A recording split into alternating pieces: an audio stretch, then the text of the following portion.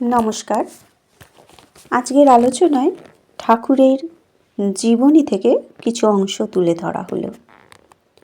প্রভাত হইলেই ঠাকুর স্বামীজির শারীরিক কুশল সংবাদ জানিতে আসিয়া দেখেন যেন সে মানুষই নয়। মুখমণ্ডল আনন্দে উৎফুল্ল, হাস্য প্রস্ফুটিত, অধর, শরীরে যেন কোনো রোগ নাই। তো তা ঠাকুরকে ইঙ্গিতে পার্শ্বে বসিতে বলিয়া ধীরে ধীরে রাত্রের সকল ঘটনা বলিলেন রোগী আমার বন্ধুর কাজ করিয়াছে। কাল জগদম্বার দর্শন পাইয়াছি এবং তাঁহার কৃপায় রোগমুক্ত হইয়াছি। এতদিন আমি কি অজ্ঞই ছিলাম। ঠাকুর শুনিয়া হাসিতে হাসিতে বলিলেন, মাকে যে আগে মানতে না, আমার সঙ্গে যে শক্তি মিথ্যা ঝুট বলে তর্ক করতে, এখন দেখলে চক্ষুকর্ণের বিবাদ ঘুচে গেল। আমাকে তিনি পূর্বেই বুঝিয়েছেন, ব্রহ্ম ও শক্তি অভেদ। অগ্নি ও তার দাহিকা শক্তি যেমন পৃথক নয় তেমনি। অনন্তর প্রভাতী সুরে নহবৎ ধ্বনি হইতেছে শুনিয়া শিব রামের ন্যায় গুরু শিষ্য সম্বন্ধে আবদ্ধ উভয় মহাপুরুষ উঠিয়া জগদম্বার মন্দিরে দর্শনার্থ গমন করিলেন এবং শ্রীমূর্তির সম্মুখে প্রণত হইলেন। ইহার কয়েক দিবস পরেই তোতা ঠাকুরের নিকট বিদায় গ্রহণ করিয়া দক্ষিণেশ্বর কালীবাটি পরিত্যাগ করিয়া পশ্চিমে রওনা হইলেন। এই ঘটনার অব্যবহিত পরেই ঠাকুরের মনে দৃঢ় সংকল্প উপস্থিত হইল। তিনি এখন হইতে নিরন্তর নির্বিকল্প অদ্বৈত ভূমিতে অবস্থান করিবেন এবং তদ্রূপ আচরণও করিতে লাগিলেন। সে বড় অপূর্ব কথা। তখন ঠাকুরের শরীরটা যে আছে সে বিষয় আদৌ হুঁশ ছিল না। সে অবস্থায় আমি আমারও নাই, আর তুমি তোমারও নাই। দুই নাই, একও নাই, কারণ দুইয়ের স্মৃতি থাকিলে তবে তো একের উপলব্ধি হইবে। সেখানে মনের সব বৃত্তি স্থির, শান্ত, কেবল আনন্দ আর আনন্দ। কেবল অশরীরী আত্মা আপনার অনির্বচনীয় আনন্দময় অবস্থায় মন বুদ্ধির গোচরে অবস্থিত যত প্রকার ভাবরাশি আছে সে সকলের অতীত এক প্রকার ভাবাতীতভাবে অবস্থিত। এই নির্বিকল্প অবস্থায় প্রায় নিরন্তর থাকা ঠাকুরের 6 মাসকাল ব্যাপিয়া হইয়াছিল। ঠাকুর বলিতেন, যে অবস্থায় সাধারণ জীবেরা পৌঁছলে আর ফিরতে পারে না। 21 দিন মাত্র শরীরটি থেকে শুকনো পাতা যেমন গাছ থেকে ঝরে পড়ে তেমনি পড়ে যায়। সেইখানে 6 মাস ছিলুম। শরীরটি কি আর থাকতো? এই সময়ই যেত। তবে এই সময়ে একজন সাধু এসেছিল। সে অবস্থা দেখেই চিনেছিল আর বুঝেছিল এ শরীরটি দিয়ে মায়ের অনেক কাজ এখনো বাকি আছে। এটাকে রাখতে পারলে অনেক লোকের কল্যাণ হবে। তাই খাবার সময় খাবার এনে মেরে মেরে হুঁশ আনবার চেষ্টা করত। একটু হুঁশ হচ্ছে দেখেই মুখে আবার গুজে দিত।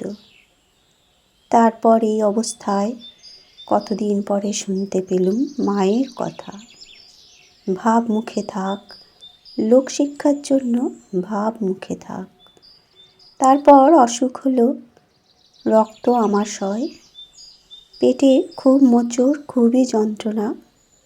সেই যন্ত্রণায় প্রায় 6 মাস ভুগে ভুগে তবে শরীরে একটু একটু করে মন নাবল। সাধারণ মানুষের মতো হুঁশ এলো। মন রাজ্যে ঠাকুরের যে কি প্রবল প্রতাপ ছিল তাহা বলা অসম্ভব। স্বামী বিবেকানন্দ বলিতেন, মনের বাহিরের জড় শক্তি সকলকে কোনো উপায়ে আয়ত্ত করে কোনো একটা অদ্ভুত ব্যাপার দেখানো বড় বেশি কথা নয়।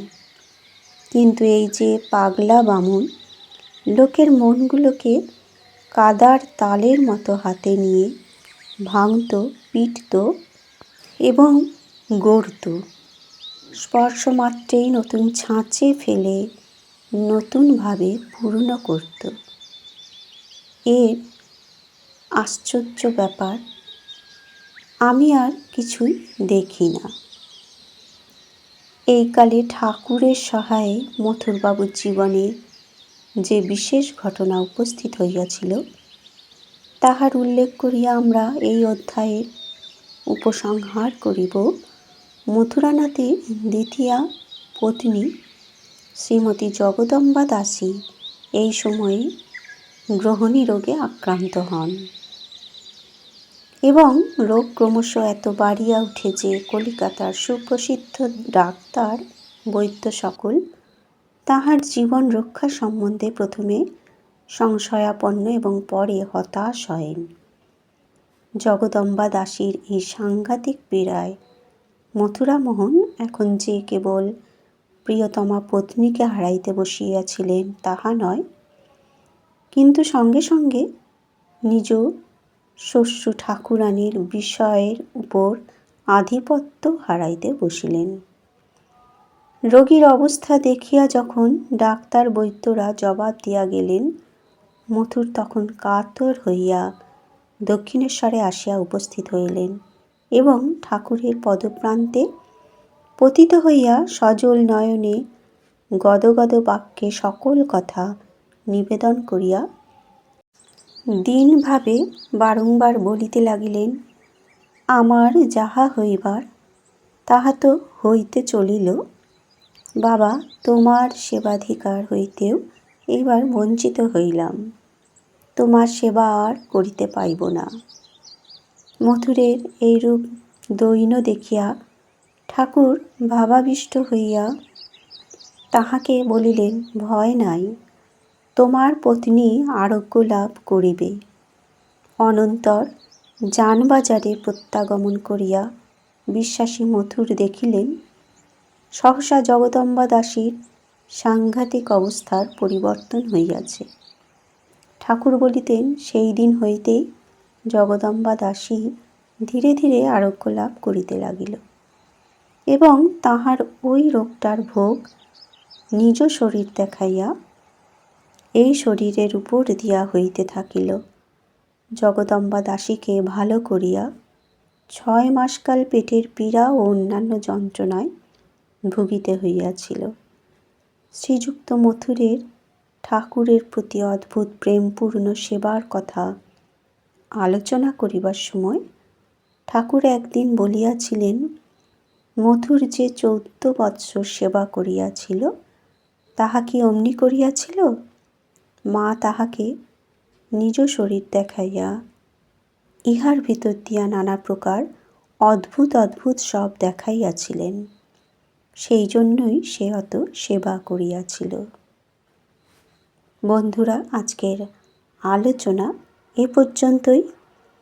আলোচনা যদি ভালো লাগে তবে অবশ্যই পাশে থাকার অনুরোধ রইল। ধন্যবাদ।